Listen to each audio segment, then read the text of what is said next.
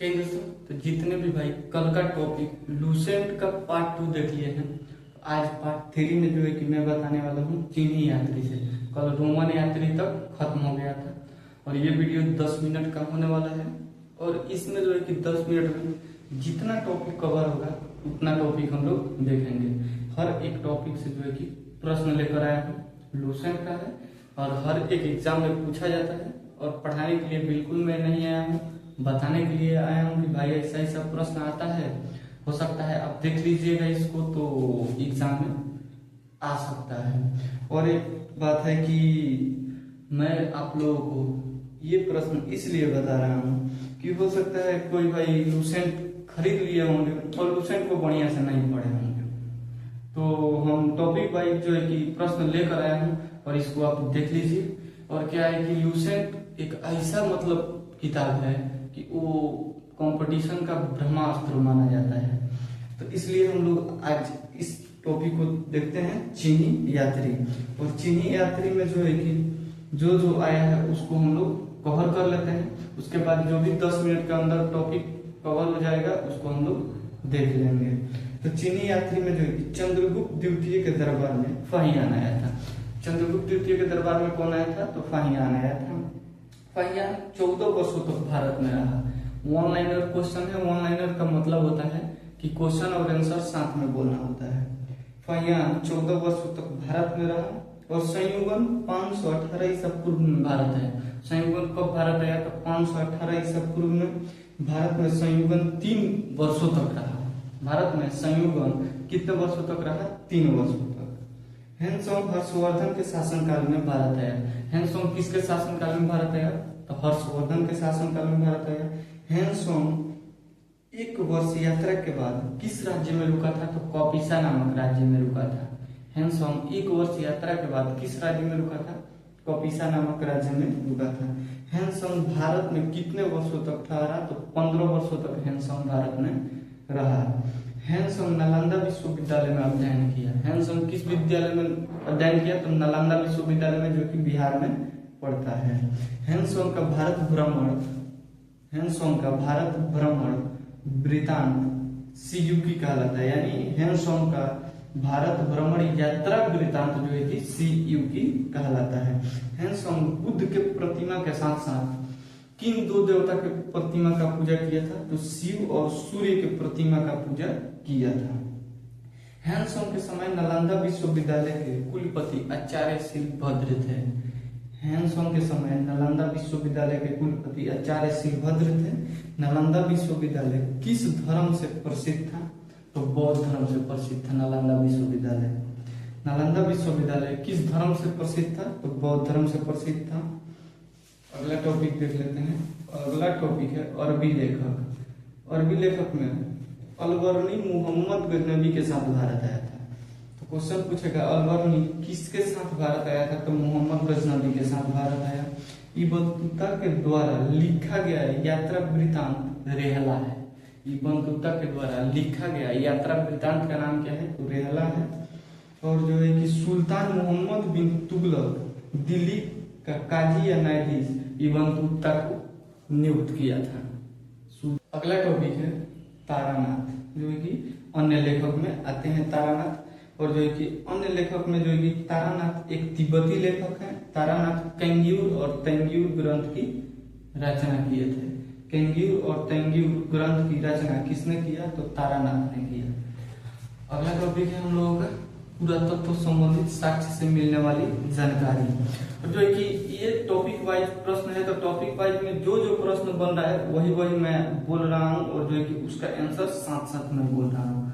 तो जो है कि पुरातत्व संबंधित साक्ष्य से मिलने वाली जानकारी। भारतीय पुरातत्व शास्त्र के पिता सर अलेक्जेंडर कनिंग को कहा जाता है।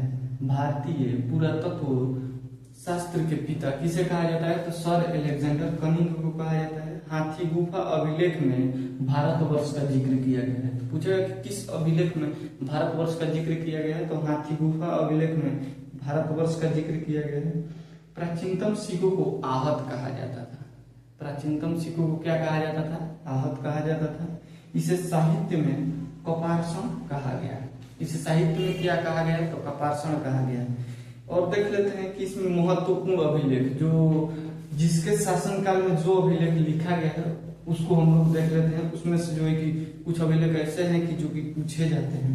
तो हाथी गुफा अभिलेख कलिंग राजा जो है कि खारवेल के शासनकाल में लिखा गया था। हाथी गुफा अभिलेख कलिंग राजा खारवेल के शासनकाल में। जूनागढ़ अभिलेख रुद्रदामन के शासनकाल में। नासिक अभिलेख गौतमी बलश्री के शासनकाल में। प्रयाग स्तंभ अभिलेख समुद्रगुप्त के शासनकाल में। और जो कि एहोल अभिलेख पुलकेशिन द्वितीय के शासनकाल में। मंदसौर अभिलेख जो है वो मालवा नरेश यशोवर्मन के शासनकाल में हुआ। मंदसौर अभिलेख। भीतरी अभिलेख जो है कि भीतरी एवं जूनागढ़ अभिलेख यशवंत गुप्त के शासनकाल में। ग्वालियर अभिलेख प्रतिहार नरेश भोज के शासनकाल में। ग्वालियर अभिलेख प्रतिहार नरेश भोज के शासनकाल में। और देवपाड़ा अभिलेख जो है कि बंगाल शासन विजय सेन के शासनकाल में। अगर यही बोर्ड रहता तो बोर्ड पे हम बताते तो ऑनलाइन क्वेश्चन कोई भी बताता है तो ऐसा ही बताता है, एक लाइन में क्वेश्चन लिखा रहेगा और नीचे आंसर लिखा रहेगा, और ऐसे जो है कि ऑनलाइन क्वेश्चन चलता है। जो है कि हम लोग यहाँ पे देख लेते हैं अभी इसी पार्ट का जो है कि कुछ क्वेश्चन है। अभिलेखों का अध्ययन इपिग्राफी कहलाता है। अभिलेखों का अध्ययन इपिग्राफी कहलाता है। रोमन सिक्के अरिकमेडु पुंडीचेरी से प्राप्त हुए। तो पूछ देगा रोमन सिक्के कहाँ से प्राप्त हुए, तो अरिकमेडु पुंडीचेरी से। उत्तर भारत के मंदिरों की कला शैली नागर शैली कहलाती है।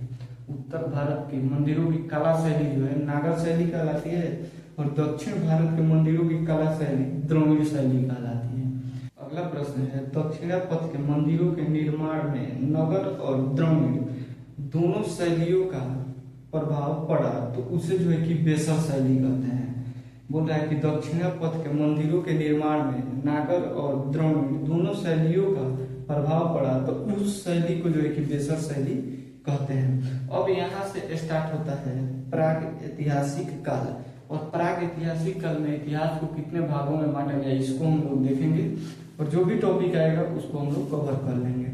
यहाँ दे रहा है कि इतिहास का विभाजन 3 भागों में किया गया था।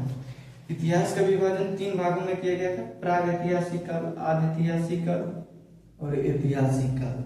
जिस काल में घटनाओं का वर्णन जो है कि विवरण लिखित रूप में नहीं मिला उसे जो है कि प्राग ऐतिहासिक काल कहते हैं। और जिस काल में घटनाओं का विवरण लिखित रूप में मिला लेकिन पढ़ा नहीं जा सकता उसे आदि ऐतिहासिक काल कहते हैं। और जिस काल में घटनाओं का वर्णन लिखित रूप में मिला और उसे पढ़ा भी जा सकता है उसे ऐतिहासिक काल कहते हैं।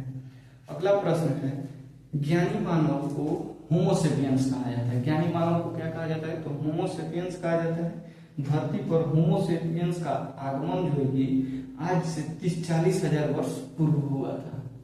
बोल रहा है कि धरती पर होमोसेपियंस का आगमन आज से 30-40 हजार वर्ष पूर्व हुआ था।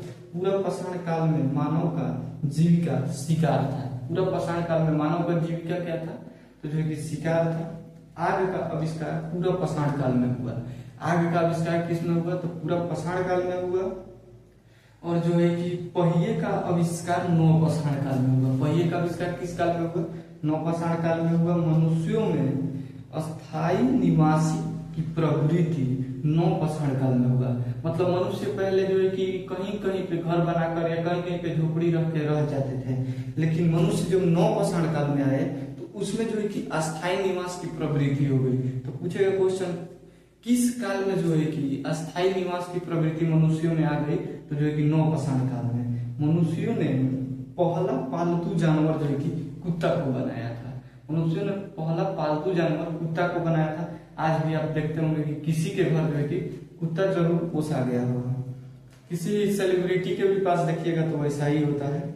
और जो है कि अगला प्रश्न है, मनुष्यों ने सबसे पहले तांबा धातु का प्रयोग किया था। मनुष्यों ने सबसे पहले किस धातु का प्रयोग किया, तांबा धातु का प्रयोग किया था। और जो है कि अगला प्रश्न है, मनुष्यों द्वारा बनाए जाने वाला प्रथम औजार जो है कि कुल्हाड़ी था। मनुष्यों द्वारा बनाए जाने वाला पहला औजार जो है कि कुल्हाड़ी था। और कृषि का आविष्कार नवपाषाण काल में हुआ था। कृषि का आविष्कार किस काल में हुआ था, तो नवपाषाण काल में हुआ था। कृषि उत्पादन पहली बार मेहरगढ़ में हुआ था। कृषि का उत्पादन पहली बार कहाँ हुआ था, तो मेहरगढ़ में हुआ था। कृषि के लिए अपनाई गई प्राचीन फसल गेहूं और जो है कि जौ है। कृषि के लिए अपनाई गई प्राचीन फसल गेहूं और जौ है। मानव द्वारा, अगला प्रश्न है, मानव द्वारा सर्वप्रथम प्रयुक्त अनाज जो है कि चावल है। मानव द्वारा सर्वप्रथम प्रयुक्त अनाज क्या है? तो चावल है। कृषि का पहला उदाहरण मेहरगढ़ में मिला था। आगे मैं बताया हूं और फिर से ये क्वेश्चन बता रहा हूं कि कृषि का पहला उदाहरण जो है कि मेहरगढ़ से मिला था। चावल में प्राचीनतम साक्ष्य कोल्डिहवा में मिला। चावल का प्राचीनतम साक्ष्य कहाँ मिला? तो कोल्डिहवा में मिला। और भारत में पूरा पाषाणकालीन औजारों की खोज जो है कि 1863 में रॉबर्ट ब्रूस फुट ने किया था। रॉबर्ट ब्रूस फुट ने किया था। अगला प्रश्न है, भारत में मध्य पाषाणकालीन औजारों का खोज 1863 में हुआ था। तो ये मैं तो आप लोगों को बताया। अगला प्रश्न है, भारत में नवपाषाणकालीन सभ्यता का प्रारंभ ईसा पूर्व 4000 के लगभग हुआ था। बोल रहा है कि भारत में नवपाषाणकालीन सभ्यता का प्रारंभ ईसा पूर्व 4000 के लगभग हुआ था। अगला प्रश्न है, भारत का सबसे प्राचीन नगर मोहनजोदड़ो था। भारत का सबसे प्राचीन नगर कौन था? तो मोहनजोदड़ो था। इसे सिंधी भाषा में मृतकों का टीला कहा जाता है। तो बोल देगा मृतकों का टीला किस प्राचीन नगर को कहा जाता है? तो मोहनजोदड़ो को कहा जाता है। असम का श्वेत भ्रूग, बोल रहा है कि असम का श्वेत भ्रूग गिब्बन भारत में पाए जाने वाले एकमात्र मानव कवि था। असम का श्वेत भ्रूग गिब्बन भारत में पाए जाने वाले मात्र एक श्वेत कवि था। प्रश्न है, भारत में जीवाश्म का प्रमाण शिवालक के पहाड़ी से मिला था। भारत में जीवाश्म का प्रमाण कहाँ से मिला था?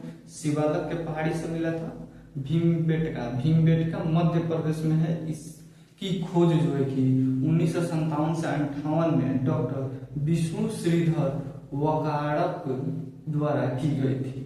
अगला प्रश्न है, भारतीय पुरातत्व सर्वेक्षण भोपाल मंडल ने अगस्त 1990 में राष्ट्रीय महत्व का स्थल घोषित कर दिया।